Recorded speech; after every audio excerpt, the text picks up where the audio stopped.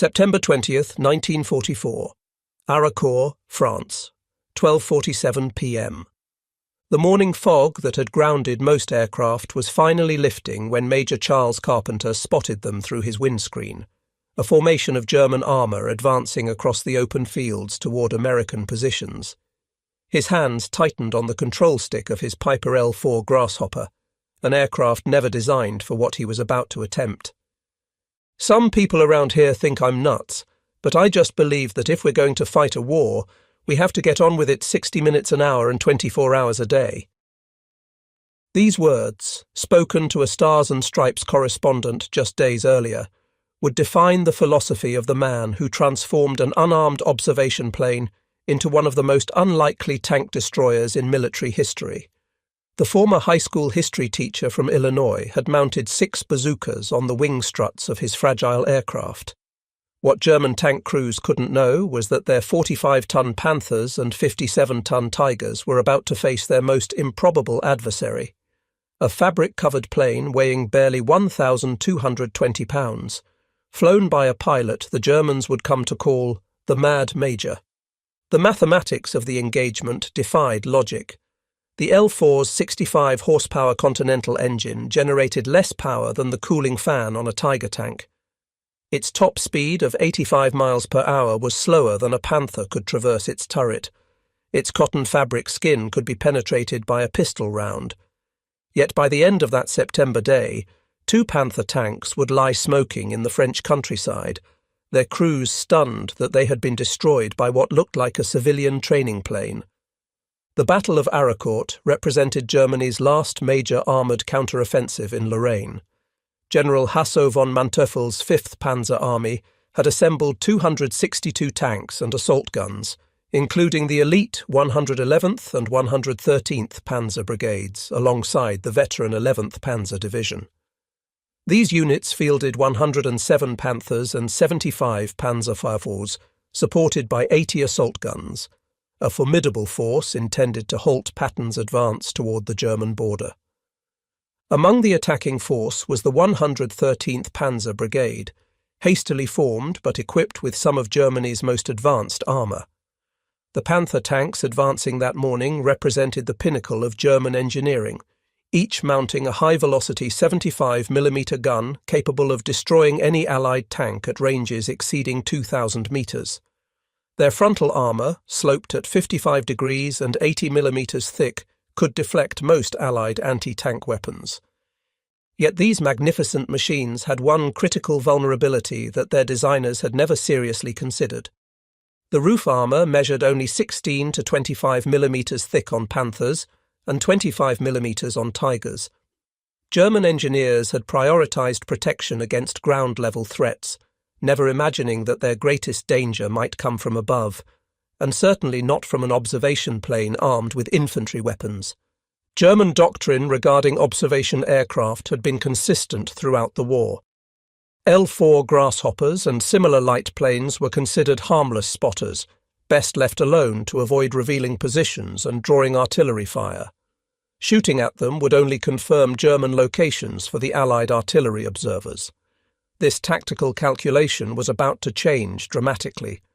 Lieutenant General Walter Kruger, commanding the 58th Panzer Corps, would later assess these new panzer brigades as having slight combat value due to incomplete training and equipment. The units lacked adequate reconnaissance capabilities, forcing them to advance blindly against the Americans. They were about to encounter something their training had never prepared them for. Charles Marston Carpenter was born August 29, 1912, in rural Illinois, to a farming family that would lose everything in the Great Depression. The divorce of his parents meant young Charles and his siblings often worked on neighbours' farms to make ends meet. Yet he excelled academically, earning scholarships to Roosevelt Military Academy in Aledo, Illinois, and Centre College in Danville, Kentucky. Before the war, Carpenter taught history at Moline High School, where he met and married Elda Fritchell in 1940. They had a daughter, Carol, but war was coming. When America entered the conflict in 1942, the 30-year-old teacher enlisted, was commissioned as a second lieutenant, and completed flight training. By 1944, promoted to major, he was assigned to the 1st Bombardment Division in France, then transferred to fly artillery support missions for General George S. Patton's 4th Armoured Division.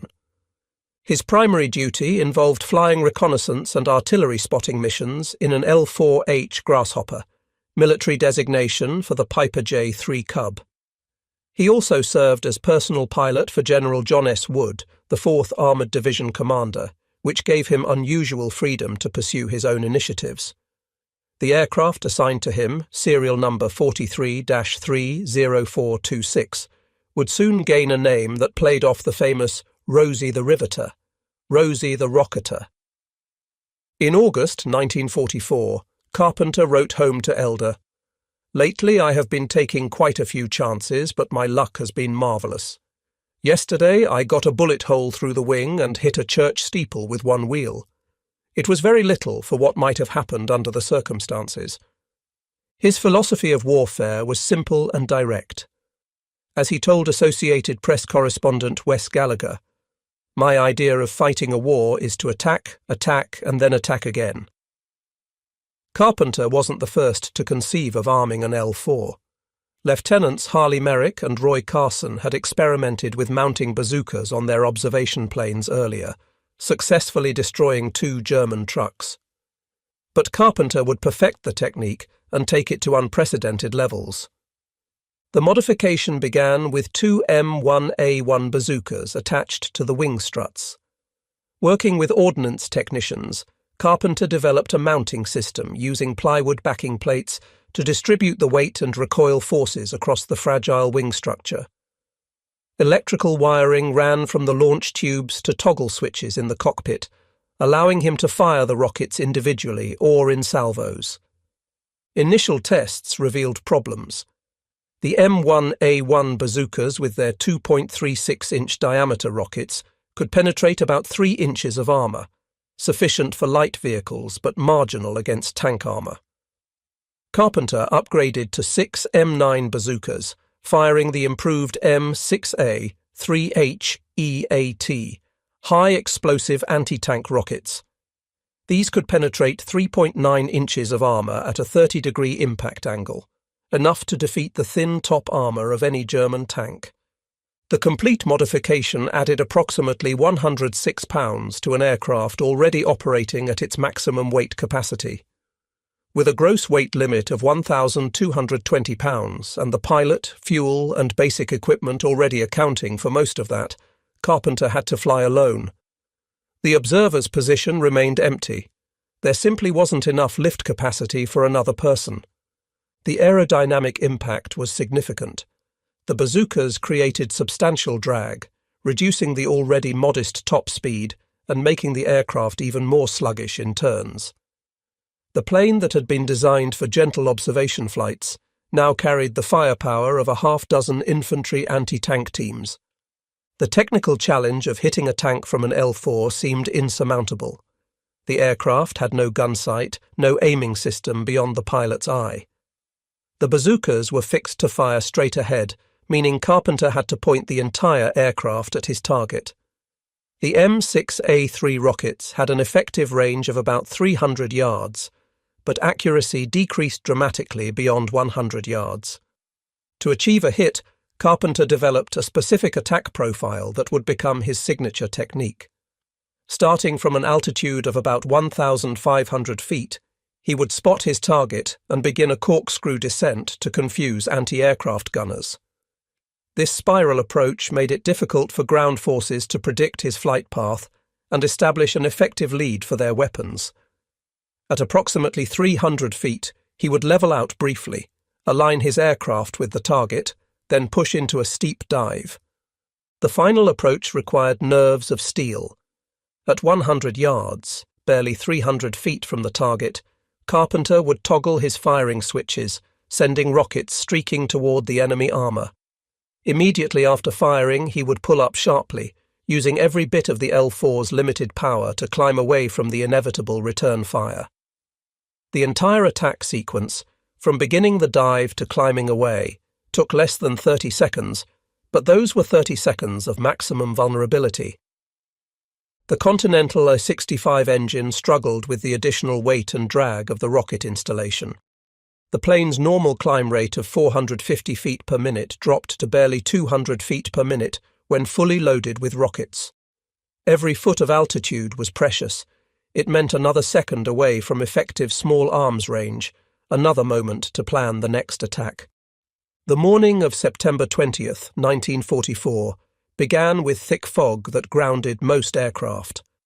Combat Command A, under Colonel Bruce C. Clark, was holding positions near Aracourt when intelligence reported German armour massing for an attack. Carpenter took off despite the weather, trusting that conditions would improve. When the fog lifted around noon, Carpenter was already airborne, searching for targets. Below him, elements of the 113th Panzer Brigade were advancing, a company of Panther tanks moving in formation across open ground toward American positions. The German crews, trained to scan for enemy tanks and anti-tank guns, never considered the small observation planes circling above as a threat. Carpenter began his attack run, entering the characteristic corkscrew descent that had become his trademark. The dive was steep, the aircraft shuddering as speed built up. At precisely 100 yards, he fired, 6 rockets streaking toward the lead Panther. The rockets struck the thin roof armour, penetrating into the crew compartment. The tank lurched to a stop, smoke pouring from its hatches. Banking hard left, Carpenter climbed away as machine gun fire erupted from the German column. He could hear bullets punching through the fabric skin of his aircraft as he struggled for altitude. Within 30 minutes he had landed, reloaded, and was airborne again. The second sortie found the German tanks attempting to reorganize. They had spread out, making themselves harder targets, but also disrupting their own advance. Carpenter selected another Panther and dove again. This time the Germans were ready. Small arms fire filled the air around his aircraft. The distinctive sound of bullets tearing through fabric accompanied him throughout the dive, but his aim remained true. Another Panther was knocked out, its turret crew killed by the blast that penetrated the 16mm roof armour.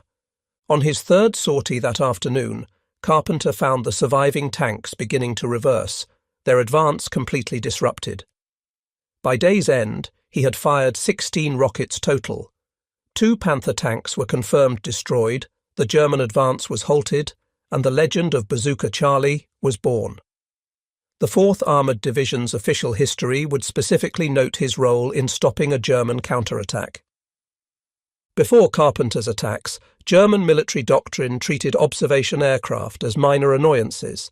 Standard procedure was to ignore them unless they presented an immediate threat. Engaging them would reveal positions and invite artillery strikes, a poor tactical trade. This calculation changed completely after word spread about the rocket-armed L-4s. German units began receiving urgent bulletins warning them about American observation planes carrying anti-tank weapons. What had been harmless spotters were now potential tank killers requiring immediate engagement. Carpenter himself noticed the change immediately. As he told a Stars and Stripes reporter, "Every time I show up now, they shoot with everything they have. They never used to bother Cubs. Bazookas must be bothering them a bit." The impact on German operations went beyond the tanks actually destroyed. Tank commanders now had to constantly watch the skies for slow-moving aircraft. Formations had to spread out when L-4s appeared, disrupting their momentum and coordination. Anti-aircraft weapons had to be redirected from protecting against fighter bombers to engaging observation planes. Infantry units were ordered to engage any L-4 with rifles and machine pistols, creating a curtain of fire that made low-altitude operations increasingly hazardous. The 113th Panzer Brigade, which had entered the Battle of Aracourt with 90 tanks, would have only 27 operational within a week. While not all these losses can be attributed to Carpenter, his attacks contributed to the psychological pressure that degraded German combat effectiveness. Tank crews who had felt relatively safe from air attack in poor weather now faced a threat that could appear at any moment. October 1944 saw Carpenter refine his tactics and increase his effectiveness. Now famous within the Third Army, he was given freedom to hunt targets of opportunity. In that month alone, he was credited with destroying 4 more tanks and an armoured truck, bringing his official total to 6 tanks destroyed, including 2 Tiger I heavy tanks as part of that total. On October 4th, Carpenter engaged a column of German armour attempting to counter-attack near Château Salins. Diving through intense small arms fire, he destroyed a Panzer IV with a direct hit to its engine deck. The burning tank blocked a narrow road, trapping the vehicles behind it and making them easy targets for American tank destroyers. A week later, near Moncourt Woods, Carpenter spotted Tiger tanks supporting a German infantry attack. The Tigers, with their 88mm guns and heavy armour, were the most feared tanks in the German arsenal. Each weighed 57 tons and mounted armour up to 100mm thick on the front hull, but their roof armour was only 25mm, still vulnerable to Carpenter's rockets. His attack on the Tigers required exceptional courage.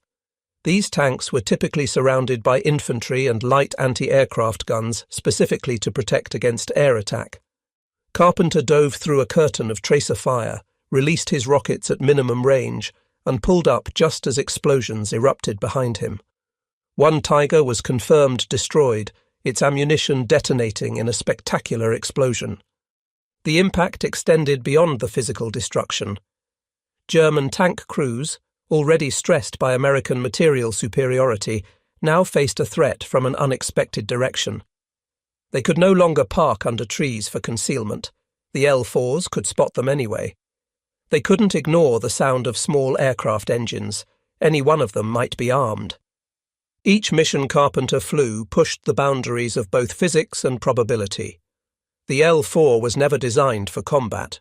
Its fuel tanks were not self-sealing. A single tracer round could turn the aircraft into a fireball. The pilot sat surrounded by nothing more than steel tubing and fabric, completely exposed to enemy fire. In his letters home, carefully censored to avoid worrying his wife, Carpenter hinted at the dangers. After one mission, he wrote simply, "Had some excitement today. The plane has a few more holes, but still flies fine." What he didn't mention was that those holes represented near misses that could have severed control cables, punctured fuel lines, or struck the pilot himself. Ground crews who serviced Rosie the Rocketer began keeping informal tallies of the damage. After particularly intense missions, they would count dozens of bullet holes requiring patches. The crew chief reportedly told other pilots that Carpenter's plane looked like Swiss cheese after one engagement, yet somehow both pilot and aircraft continued to fly. The psychological pressure was immense. Unlike bomber crews who flew at 20,000 feet, relatively removed from the immediate violence of combat, Carpenter engaged at point-blank range. He could see the individual German soldiers firing at him, see the expressions on tank commanders' faces as they realized what was happening. The combat was intensely personal and immediate. Wes Gallagher, the Associated Press correspondent who interviewed Carpenter multiple times, wrote in Liberty magazine that the Major was a legend in an outfit where reckless bravery is commonplace. But Gallagher also noted something else, a weariness in Carpenter's eyes, the look of a man who had pushed his luck repeatedly and knew the odds. The Bazooka installation on Carpenter's L4 underwent constant refinement based on combat experience. The original mounting system using simple metal brackets proved inadequate. The recoil forces would gradually work the brackets loose. The plywood backing plates distributed the forces better, but added crucial weight to an already overloaded aircraft. The electrical firing system presented particular challenges. The wiring had to be routed through the wings and into the cockpit, protected from both weather and enemy fire. Toggle switches were mounted on a simple panel within easy reach of the pilot's right hand. Each switch controlled one rocket, allowing for single shots or volleys. The system had to be reliable enough to function after hours of vibration and extreme maneuvers, yet simple enough to repair with basic tools. Aiming remained entirely visual and intuitive. Carpenter developed his own system of reference points, using the engine cowling, the cockpit framework, and even scratches on the windscreen as aiming guides. He calculated lead angles based on his approach speed and dive angle, compensating for wind drift and the rocket's trajectory. There was no backup system, no second chance. If he missed, he had to climb away under fire and try again. The rockets themselves presented unique challenges. The M6A3 heat rounds were designed for ground combat, fired from a soldier's shoulder at relatively stationary targets. Fired from a moving aircraft, their accuracy decreased significantly. The rocket motor burned for only 0.3 seconds, reaching maximum velocity quickly, but then coasting to the target. Wind, aircraft motion, and the rocket's inherent inaccuracy meant that even perfect aim didn't guarantee a hit. The Battle of Aracourt, where Carpenter achieved his most famous success, represented more than just a tactical engagement. It was the largest tank battle on the Western Front, with American forces ultimately destroying 200 German tanks and assault guns, while losing only 25 of their own. The German plan called for the 5th Panzer Army to break through American lines and recapture Nancy, threatening Patton's entire advance.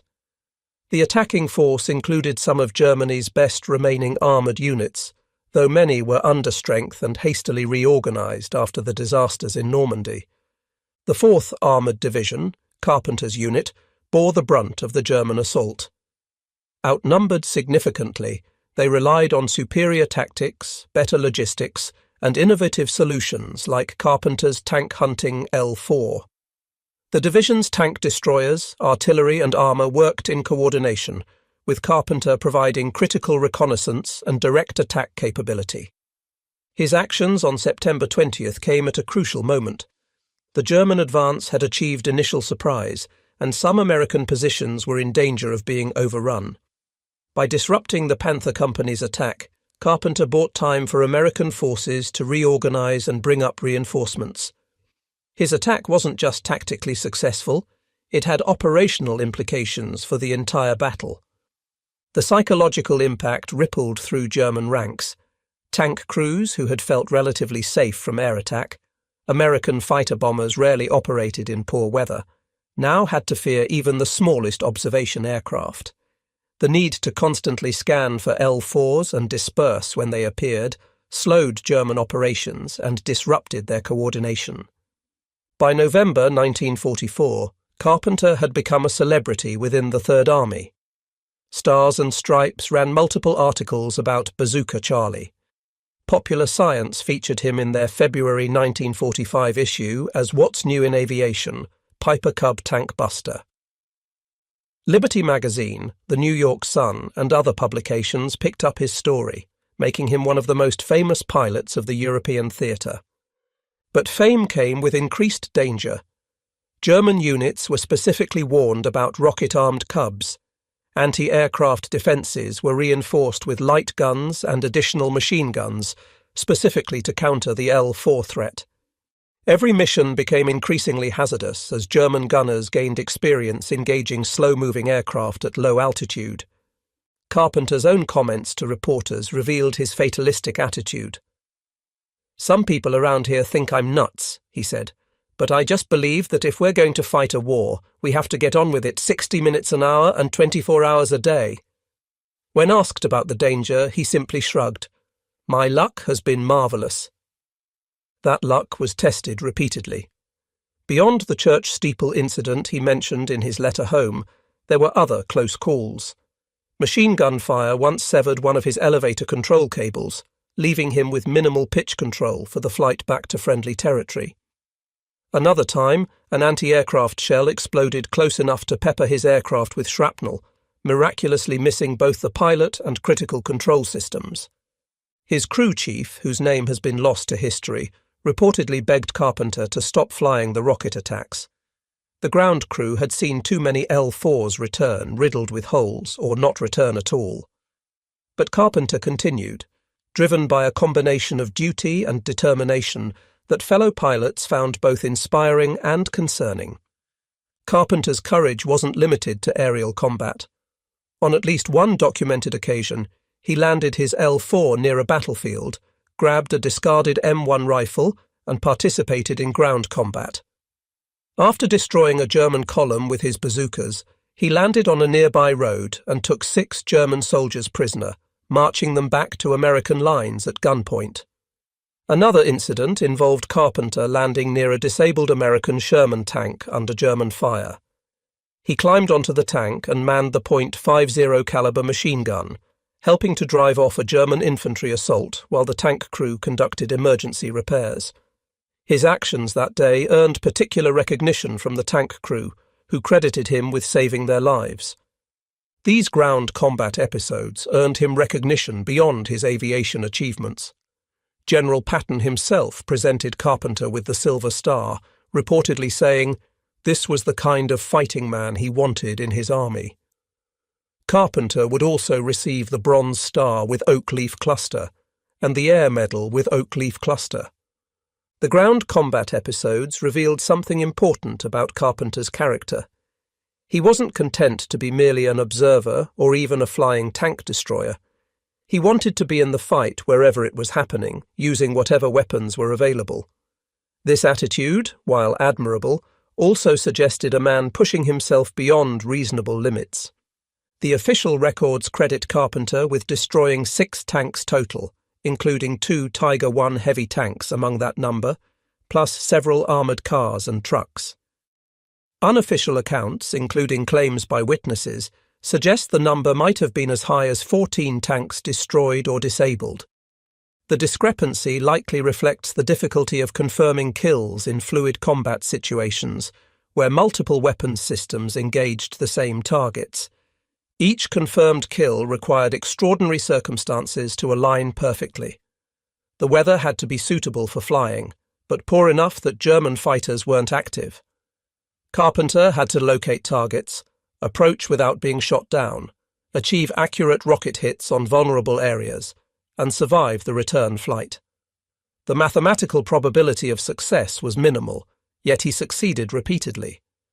Consider the technical challenge: hitting a 20-foot by 10-foot target, the approximate dimensions of a tank's top armour, while flying at 70 miles per hour from a distance of 100 yards, using unguided rockets fired from an unstable platform while under fire.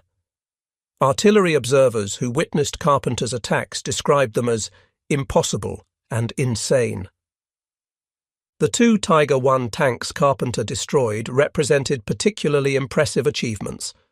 Each Tiger cost 250,000 Reichsmarks to produce and required specialized crews trained for months. They were considered nearly invulnerable to most Allied weapons. Yet they fell to rockets fired from an aircraft that cost the US Army $2,500 and required only basic pilot training to fly. Carpenter's role extended beyond tank hunting. As an observation pilot and General Wood's personal aviator, he provided crucial intelligence that shaped operational decisions. His ability to fly low and slow, combined with his aggressive reconnaissance style, meant he often spotted German movements before other intelligence sources. His reports influenced several major decisions during the Lorraine campaign. When German forces attempted to concentrate for counterattacks, Carpenter's early warnings allowed American commanders to pre-position reserves and artillery. His detailed observations of German defensive positions helped plan successful attacks with minimal casualties. The intelligence value of the L4s was already well established, but Carpenter's aggressive tactics yielded even more information. By forcing German units to react to his presence, shooting at him, dispersing their formations, moving to cover, he revealed positions and strengths that might otherwise have remained hidden. This intelligence work, while less dramatic than his tank hunting exploits, may have been his most valuable contribution to the war effort. The information he provided saved American lives and shortened engagements that might otherwise have become prolonged battles of attrition. The success of Carpenter's improvised weapon system highlighted a curious aspect of World War II technology.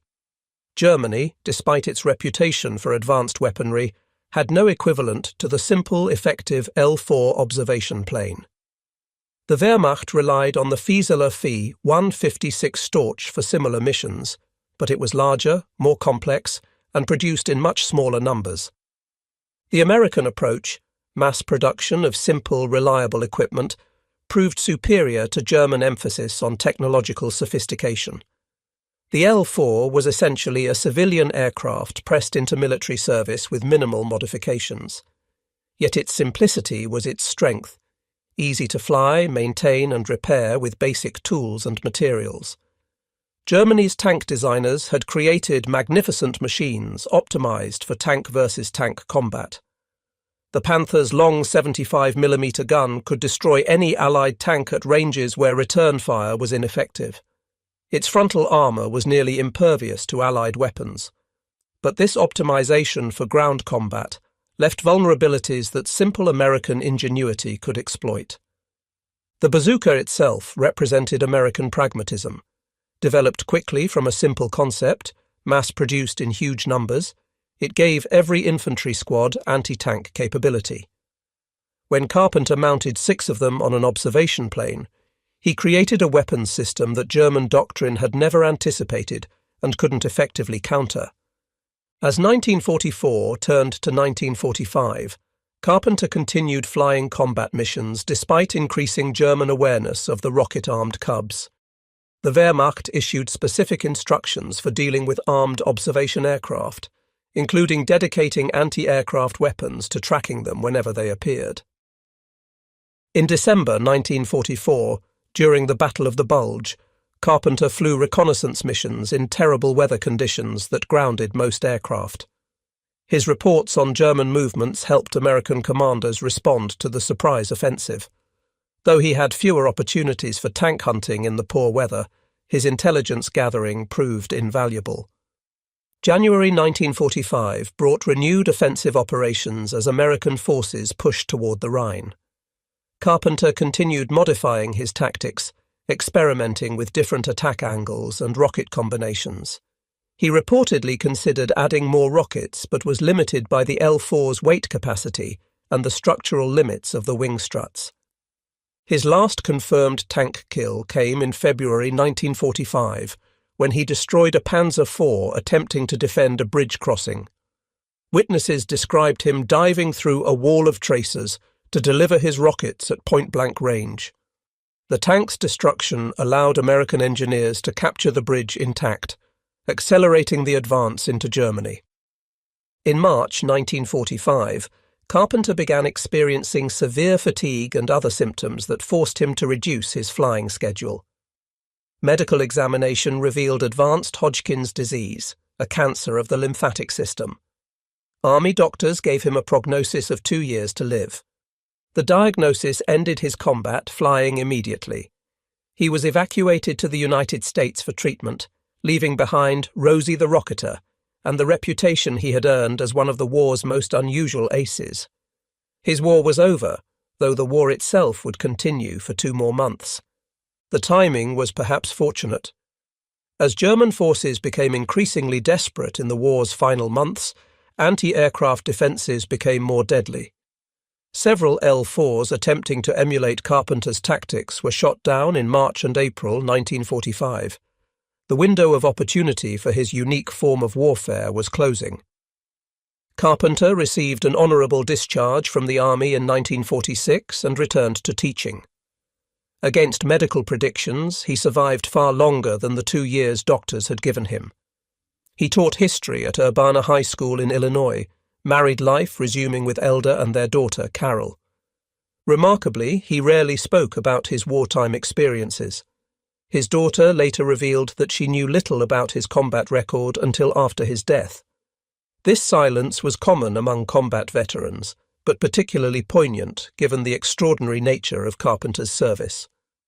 In summers, he ran a boys' camp in the Ozarks, teaching outdoor skills and character development. Former campers, interviewed decades later, remembered him as strict but fair, demanding but supportive. None knew they were being taught by one of the war's most decorated tank hunters. His health gradually deteriorated through the 1950s and early 1960s. The Hodgkin's disease that should have killed him in 1947 instead became a chronic condition he battled for 20 years. He continued teaching until shortly before his death on March 22, 1966, at age 53. For decades after the war, the fate of Rosie the Rocketer remained unknown.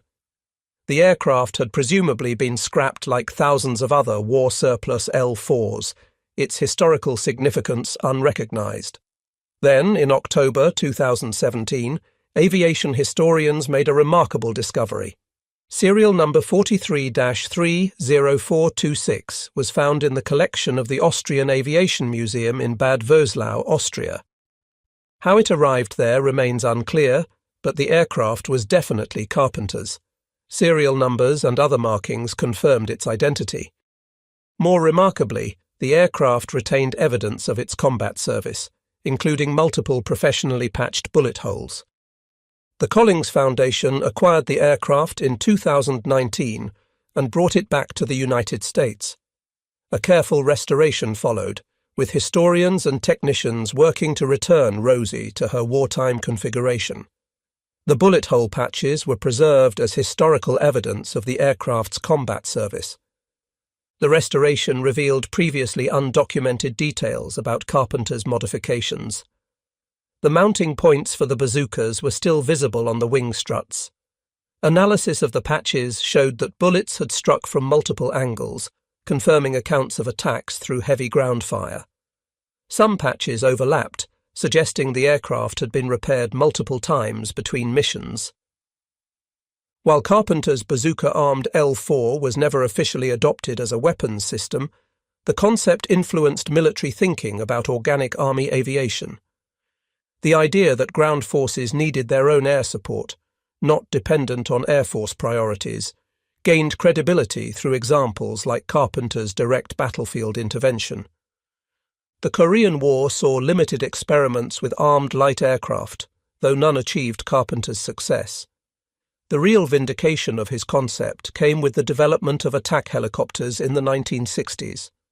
The AH-1 Cobra and later Apache helicopters embodied the same principle: slow, low-altitude platforms delivering direct fire support to ground forces. Modern military doctrine recognizes the value of what Carpenter demonstrated, that air support doesn't always require fast jets and heavy bombs. Sometimes, precise firepower delivered at close range by a platform that can loiter and observe is more valuable than high-speed attack runs. The improvised nature of Carpenter's weapon system also influenced military thinking about field modifications and soldier-driven innovation. The US military became more receptive to bottom-up improvements, recognizing that combat troops often developed practical solutions that engineers hadn't anticipated. In 2023, Carpenter's daughter Carol Apache co-authored Bazooka Charlie, The Unbelievable Story of Major Charles Carpenter and Rosie the Rocketer, with aviation writer James P. Boucher. The book, based on hundreds of preserved letters and photographs, revealed the man behind the legend. The letters showed a complex individual, brave but not reckless, aggressive but thoughtful. His writing revealed someone who understood the moral complexities of war while maintaining absolute determination to do his duty.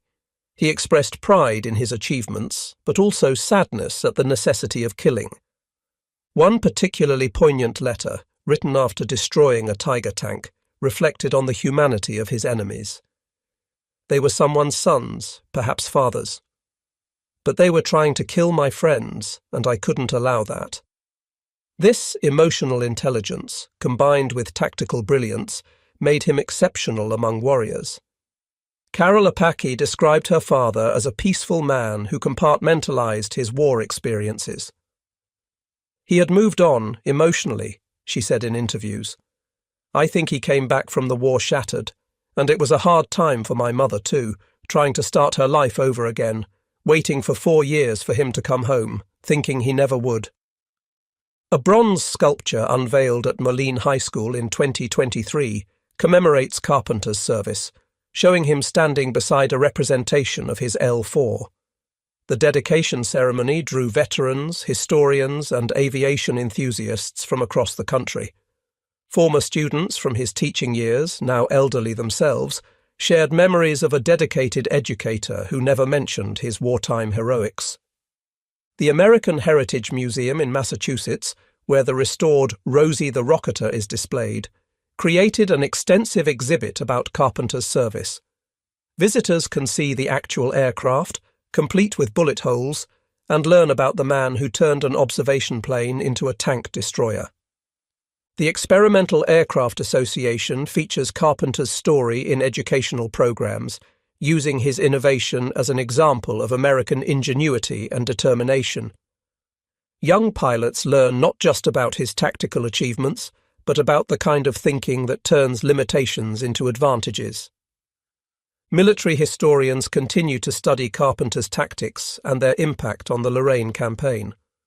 While his 6 confirmed tank kills might seem modest compared to the thousands of tanks destroyed in World War II, the psychological and tactical impact far exceeded the raw numbers. Carpenter's success raises important questions about innovation, courage, and the nature of warfare. How did a history teacher with no special combat training become one of the war's most unusual aces? The answer lies in a combination of factors that rarely align. First, his position as General Wood's personal pilot gave him unusual freedom to pursue his own initiatives. Most L-4 pilots were restricted to specific reconnaissance patterns and schedules. Carpenter could hunt targets of opportunity, choosing when and where to strike. Second, his teaching background may have contributed to his tactical thinking. History teachers understand patterns, cause and effect, and the importance of timing. Carpenter applied these analytical skills to combat, recognizing vulnerabilities others might have missed. Third, the specific conditions of the Lorraine campaign created opportunities for his unique tactics. The relatively open terrain, the concentration of German armour and the fluid nature of the battle meant targets were available if one was brave enough to engage them. Finally, and perhaps most importantly, Carpenter possessed a rare combination of courage and fatalism that allowed him to repeatedly risk everything.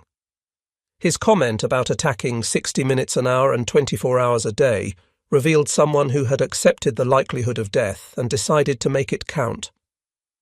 The statistics of Carpenter's combat service, when examined closely, reveal the extraordinary nature of his achievement. 6 tanks officially confirmed destroyed, including 2 Tiger I heavy tanks within that total. Multiple armoured vehicles and trucks destroyed. 16 rockets fired in 3 sorties on September 20th, 1944, alone. Approximately 100 combat missions flown. 0 L-4 Grasshoppers lost despite multiple bullet strikes. 1 pilot survived what should have been impossible odds. Each number represents dozens of split-second decisions, any one of which could have been fatal. The fact that Carpenter survived his combat tour defied probability. Contemporary pilots who attempted similar tactics rarely survived more than a few missions. The economic equation was equally remarkable. The total cost of Carpenter's L-4 and modifications was less than $5,000. The Tiger tanks he destroyed cost over 250,000 Reichsmarks each to produce, not counting training crews and transportation to the battlefield. In purely financial terms, Carpenter achieved one of the highest return on investment ratios of the war. Despite extensive documentation, some aspects of Carpenter's story remain mysterious. How did he maintain the psychological stability to continue such dangerous missions? What drove him to push beyond the already dangerous job of observation, flying into the realm of direct combat? His letters provide some clues, but no complete answers. He wrote about duty, about protecting fellow soldiers, about wanting the war to end so he could return home. But these motivations, while admirable, don't fully explain the extraordinary risks he took. Perhaps the answer lies in his generational context. The men who fought World War II had survived the Depression, understanding hardship and sacrifice. They had witnessed the rise of fascism and understood it as an existential threat to democracy. For someone like Carpenter, who taught history and understood the stakes, half measures were unacceptable. Or perhaps it was simpler. In war, ordinary people sometimes do extraordinary things because circumstances demand it.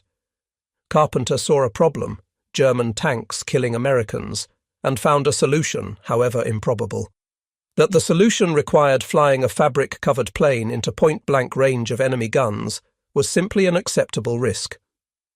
Carpenter's innovations influenced more than just military tactics. His story became part of the mythology of American ingenuity, the idea that a clever individual with basic tools could overcome sophisticated enemy technology through determination and creative thinking.